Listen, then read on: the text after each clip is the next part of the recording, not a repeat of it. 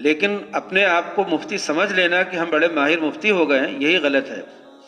اور یہ کام ہمارے بڑوں نے کبھی نہیں کیا کہ وہ اپنے آپ کو قابل سمجھ لیں۔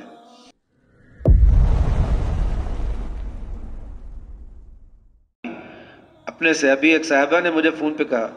انہوں نے کہا کہ آن لائن ایک سبق چل رہا ہے اور میں اس کو پڑھ رہی ہوں اور وراثت کے مسئلے میں آ کر کے پھنس گئی ہوں، سمجھ میں نہیں آ رہا ہے۔ تو میں نے کہا کہ آپ کو اپنی وراثت کسی کی معلوم کرنا ہو تو وہ کسی مفتی سے، کسی عالم سے معلوم کر لیجئے،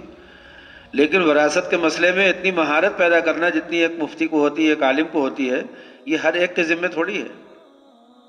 ہر ایک کے ذمہ نہیں ہے کہ اتنی مہارت پیدا کریں، اس لیے کہ وہ کر ہی نہیں سکتے جب تک کہ اس راستے سے نہیں چلیں گے۔ اب ہم لوگوں کو وہاں تک جانے کے لیے 8 سال لگے، تب جا کر کے ہم لوگوں نے وہ کتاب پڑھی فقہ میں جس میں ہر مسئلے میں بحث ہوتی ہے۔ ہم بتا بھی چکے ہیں، آپ کو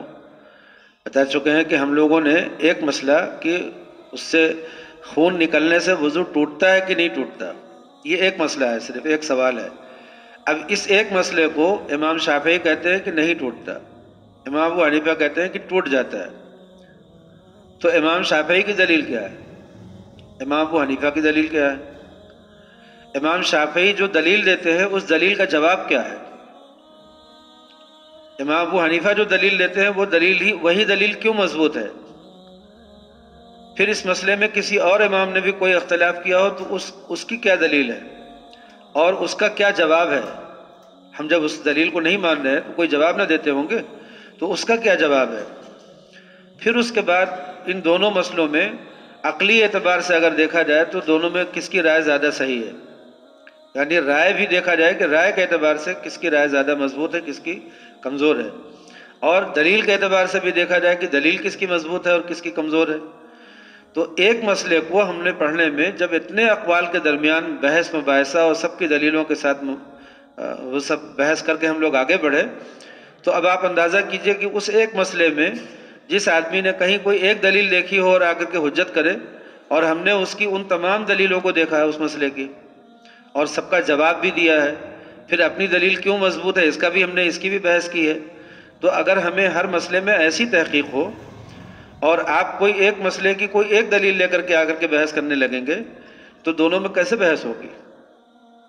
ہم کہیں گے نا کہ بھائی وہ مسئلہ پہلے وہاں سے پڑھو جیسے ہم نے پڑھا ہے، پھر بحث کرتے ہیں ہم لوگ۔ اسی لیے ایک صاحب نے قابلیہ شروع کی، میں نے عربی پڑھی ہے، میں تفسیر ابن کثیر کا مطالعہ کرتا ہوں، تو ہم نے کہا کہ تفسیر ابن کثیر کا مطالعہ کرنا یا عربی جاننا، یہ اس میں اور فقہ جاننا دونوں میں بڑا فرق ہے۔ صحابہ سب عربی جانتے تھے مگر سب فقیہ نہیں تھے، سب مفسر نہیں تھے چند صحابہ تھے جو فقیہ تھے جن سے لوگ مسئلہ پوچھتے تھے۔ تو عربی جاننے سے مسئلہ جاننے کا کیا تعلق ہے؟ لینگویج سے ڈاکٹری کا کیا تعلق ہے؟ ہم انگریزی جانتے ہیں اس لیے ڈاکٹری کر سکتے ہیں، یہ کوئی جواب ہے؟ ہم انگریزی جانتے ہیں اس لیے وکالت کر سکتے ہیں، مقدمہ لڑ سکتے ہیں، یہ جواب ہے صحیح؟ تو یہ کہنا کہ ہم عربی جانتے ہیں اس لیے ہم مسئلہ بھی بتا سکتے ہیں، یہ تو غلط بات ہے۔ مسئلہ تو وہی بتا سکتا ہے جس نے مسئلے کو اس کی پوری تحقیق کے ساتھ پڑھا ہو۔ اسی لیے مفتی حضرت مولانا ہردوئی نور اللہ مرقدہ نے اپنے جو خاص لوگ تھے ان کو نصیحت کی، اپنے نواسوں کو جن کو اپنے بعد اپنا وارث بنایا، تو ان کو نصیحت کی اور وصیت کی کہ دیکھو مسئلہ بھی ہمیشہ مفتی سے پوچھنا، جس نے مسئلے میں مہارت پیدا کی ہے، عالموں سے بھی نہیں پوچھنا کہ عالم سے مسئلہ پوچھ لیا۔ حضرت فرماتے تھے کہ جنہوں نے اس میں مہارت پیدا کی ہے ان سے پوچھو۔ اور مفتی تقی عثمانی صاحب دامت برکاتہم فرماتے ہیں کہ ہمارے والد صاحب یا ہم لوگوں نے جس زمانے میں پڑھا ہے تو ہم لوگوں کو افتاء کی سند ہی نہیں ملتی تھی جب تک ہم لوگ 20 سال تک فتوے کا کام نہ کر لیں کسی بڑے مفتی کے ساتھ۔ 20 سال تک کسی بڑے مفتی کے ساتھ ان کے سائے میں رہ کر کے، ان کی تربیت میں رہ کر کے جب کام کر لیتے تھے افتاء کا، تب وہ ہم لوگوں کو سند دیتے تھے کہ اب تم فتوے کا کام کر سکتے ہو۔ اس کو کہتے ہیں مہارت۔ اس کو نہیں کہتے کہ کسی مدرسے سے افتاء کی سند لے لیا اب ہم مفتی ہو گئے۔ ہمارے استاد طنز کرتے تھے ہم لوگوں سے، جب پڑھاتے تھے افتاء تو کہتے تھے کہ ارے بھائی تم لوگ اگلے سال، اس سال سند مل جائے گی، اگلے سال تم لوگوں کا لیٹر پیڈ چھپ جائے گا،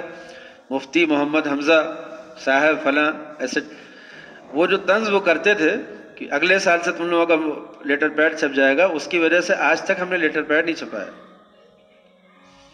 صرف اسی وجہ سے۔ ہمارے اور جو کاروبار ہیں ان کا لیٹر پیڈ ہے ہمارے نام سے، لیکن ہمارے نام سے کوئی لیٹر پیڈ نہیں چھپا آج تک، اس لیے کہ وہی کہ اپنے آپ کو مفتی لکھنا، کہنا کہ ہم مفتی ہیں، یہ ایک بڑا کام ہے نا، ایک بڑی ذمہ داری ہے، ایک بڑا دعویٰ ہے۔ تو سند حاصل کرنا جس کو کہتے ہیں، سند۔ اب کوئی ہم سے مسئلہ پوچھتا ہے تو جواب تو ضرور دیتے ہیں، اس لیے کہ ہم نے اسی لیے پڑھائی ہے کہ ہم لوگوں کو مسئلہ بتائیں، لیکن اپنے آپ کو مفتی سمجھ لینا کہ ہم بڑے ماہر مفتی ہو گئے ہیں، یہی غلط ہے، اور یہ کام ہمارے بڑوں نے کبھی نہیں کیا کہ وہ اپنے آپ کو قابل سمجھ لیں۔ بزرگوں نے لکھا ہے، ایک بزرگ کا قول ہے، وہ فرماتے ہیں کہ میں نے اپنے اساتذہ میں اس زمانے میں، دور اول کی بات ہے جو امام ابو حنیفہ کا دور ہے، اس زمانے کی بات ہے، انہوں نے لکھا کہ اس زمانے میں ہم نے اپنے بڑے بڑے اساتذہ کو دیکھا کہ جب ان سے کوئی مسئلہ پوچھتا تھا تو کہتے تھے کہ فلاں سے پوچھ لو، ان سے کوئی پوچھتا تھا وہ کہتے تھے کہ فلاں سے پوچھ لو، اپنے اوپر ذمہ داری نہیں لیتے تھے مسئلہ بتانے کی، ٹالتے تھے، یہاں تک کہ 70 لوگ ایک دوسرے پہ ٹال لیا کرتے تھے کہ مسئلہ ان سے پوچھ لو۔ یہ حالت تھی کہ مسئلہ بتانے میں اتنی ان کو ڈر ہوتا تھا کہ ایک آدمی کو ہم مسئلہ بتائیں گے، وہ اس پہ عمل کرے گا اور زندگی بھر کرتا رہے گا، اگر وہ غلط ہو گیا، ہمارا بتایا وہ مسئلہ غلط ہوگا تو وہ زندگی بھر غلط کرے گا، الزام میرے سر آئے گا۔ تو لوگ مسئلہ بتانے میں ڈرتے تھے، اور جو آدمی، جو عالم مسئلہ بتانے میں جرأت دکھاتا ہو، پوچھو ہم سے جو مسئلہ پوچھنا ہو، تو جرأت دکھانے والے عالم کو لوگ عالم نہیں مانتے تھے، کہتے تھے اس کا مطلب ہے کہ اس کو آتا نہیں ہے زیادہ تبھی اتنا اچھل رہا۔ تو مسائل جو ہوتے ہیں نا، ان کی باریکی ہوتی ہے، ان کی ایک گہرائی ہوتی ہے، وہ گہرائی عام طور پہ لوگ نہیں جانتے۔ تو 2-4 کتابیں پڑھ کر کے اردو کی، وہ کہتے ہیں کہ مفتی لوگوں کو مسئلہ ہی نہیں معلوم ہے، کہتے ہیں مفتی لوگ کیا جانے ہیں، یہ تو ان لوگوں کو کچھ آتا ہی نہیں ہے، مسئلہ تو ہمیں پتہ ہے۔ تو سند پہ بات ہو رہی تھی کہ دین جو ہے یہ سند سے ہے، اور اگر سند نہیں ہے کسی کے پاس تو پھر اس سے ہم لوگ دین نہیں حاصل کرتے۔ یہ بات سمجھ میں آتی ہے نا کہ اگر کوئی سند یافتہ نہیں ہے تو ہم اس سے دین نہیں پوچھتے اپنا،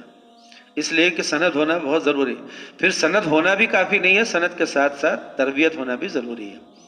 کسی شیخ سے، کسی اللہ والے سے سند بھی ہو اور ان کی تربیت بھی ہو، پھر اس کے بعد وہ عالم جو ہے وہ لوگوں کے لیے نافع ہوتا ہے۔ اور اگر تربیت نہ ہو تو اپنے نفس کے مطابق لوگوں کو مسئلہ بتا سکتا ہے، میری اپنے مرضی کے مطابق لوگوں کو مسئلہ بتا سکتا ہے۔